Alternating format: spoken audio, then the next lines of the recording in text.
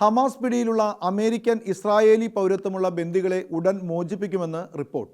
ദോഹയിൽ നടന്ന US Hamas ചർച്ചയിൽ ഉയർന്നുവന്ന അമേരിക്കൻ ആവശ്യങ്ങൾ ഹമാസ് അംഗീകരിക്കുകയായിരുന്നു. ഹമാസ് തടവിൽ ജീവനോടെ അവശേഷിക്കുന്ന ഒരാളെയും കൊല്ലപ്പെട്ട 4 ബന്ദികളുടെ മൃതദേഹങ്ങളുമാണ് ഹമാസ് കൈമാറുക.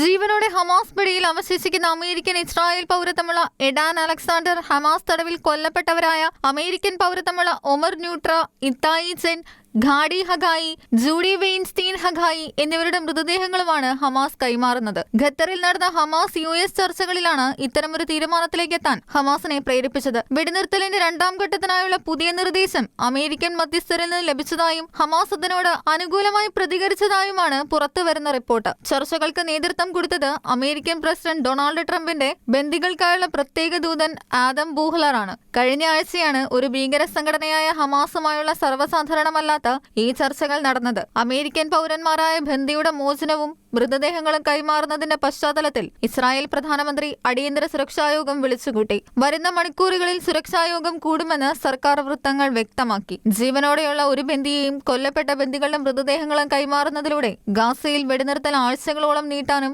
ഇസ്രായേൽ ഏർപ്പെടുത്തിയിരിക്കുന്ന ഉപരോധങ്ങളും നീട്ടാനാണ് ഹമാസ് പദ്ധതി. International desk, Shekinah news.